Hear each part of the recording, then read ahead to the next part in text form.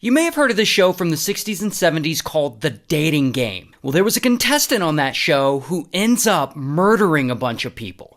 Now, the contestant's name is Rodney, and Rodney's 25, he's an army vet living in Los Angeles, and bro is an absolute psychopath, just for no reason. Like one day in 1968, he sees this 8-year-old girl walking alone, and he pulls up and he's like, "Hey, wanna ride to school?" And she gets in his car, and instead of taking her to school, he takes her to his apartment. And there, he does horrible things to her that I won't get into. But after this, police are looking for Rodney, and the FBI ends up putting him on the most wanted list. And so Rodney has to go on the run, and he goes from Los Angeles all the way to New York. And there, he changes his identity, and he changes his name, and he ends up going to film school at NYU. But Rodney isn't about to change his ways. I mean, he's still a psychopath. Because a few years later, he meets a nice woman, and she's moving into a new apartment. And Rodney offers to help her move some furniture. And once he's inside her apartment, suddenly, bam, he attacks her. And he strangles her with a pair of nylon stockings until she's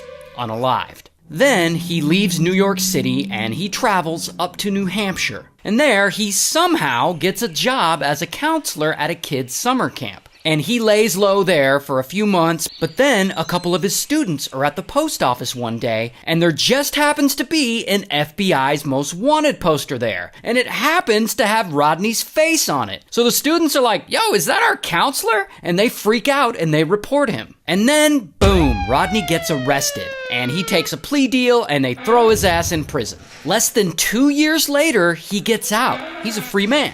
But only 2 months after he's out, he approaches a 13-year-old girl while he's in his car, and he offers her a ride to school. And he ends up doing terrible things to her, and he gets caught, and he gets thrown back in prison again. And then 2 years after that, he gets out again. And he travels from California back to New York City. And there he meets another nice woman, and he offers to take modeling photos of her. Like, "Hey, you look like a model, I want to take your picture." And she agrees, and once they get alone, he ends up attacking her and unaliving her.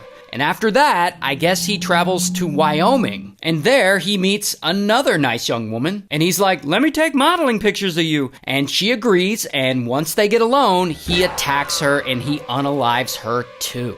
And after that, he ends up back in Los Angeles. And while he's there, he really uses that whole, "Oh, you look like a model, let me take your picture" bit to lure women in. And he offers to photograph this 19-year-old woman, and then he unalives her and he dumps her on the side of the road. And he does the same thing to a 27-year-old woman that he meets. He unalives her too. And it just keeps going. About 6 months later, he kidnaps and unalives a 31-year-old woman. Now, at this point, the dude's gotta feel unstoppable. I mean, he just keeps SAing and attacking all these random women, and it's so easy for him. He just asks them if he can take modeling photos of them, and they agree. And then he gets them alone, and then bam, he attacks. In fact, he's so confident that he'll never get caught, he decides to put himself out there more. And he auditions for a TV show, The Dating Game, which is apparently the first reality dating TV show ever. And so Rodney auditions for this show, and he's a handsome enough guy, and he makes a decent first impression, and so the producers cast him. I guess they just don't do background checks on these things. Now, if Rodney wins this show, if he beats out all the other bachelors, the prize is he'll get to go on a date with the bachelorette, which means he'll get her alone with him. And we've seen what he does to women when he gets them alone. And so the day comes, and it's time to tape the show. And Rodney goes to the studio, and he's all ready, and they call him out on stage. Bachelor number one is a successful photographer who got his start when his father found him in the dark room at the age of 13, fully developed.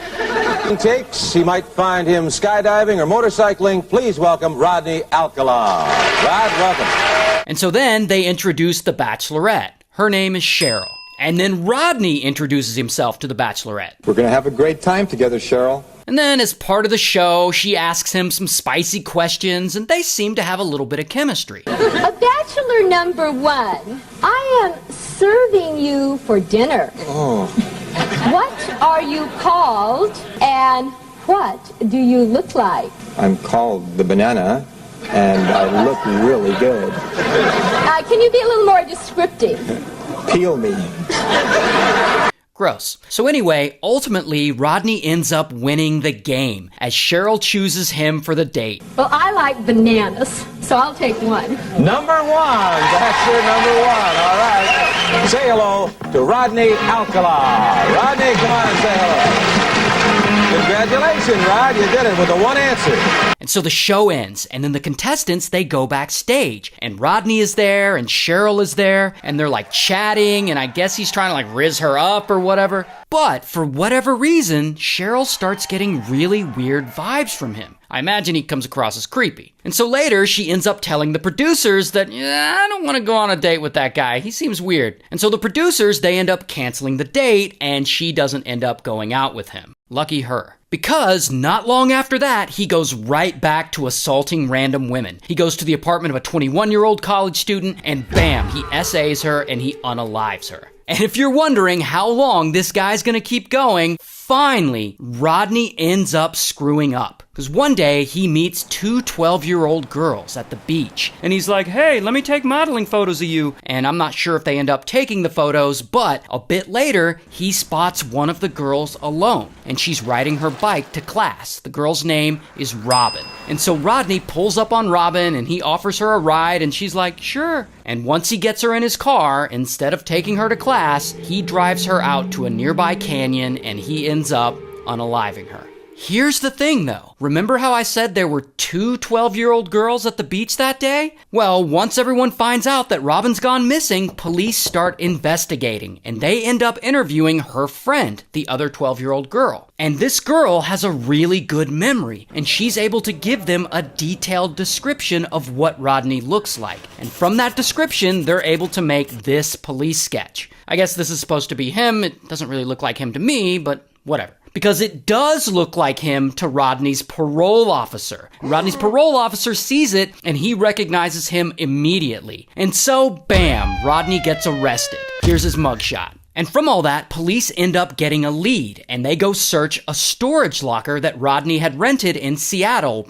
for some reason. And so they search this storage locker, and they find hundreds of modeling photos that he had taken of women. Some of them were women that he later ended up murdering. But most importantly, they find a bag of jewelry. And in that bag are the earrings that belong to Robin. Earrings she was wearing the day she disappeared. And this is evidence that they end up using against him. And so Rodney goes through several different trials and appeals, but eventually he gets found guilty and he's sentenced to death.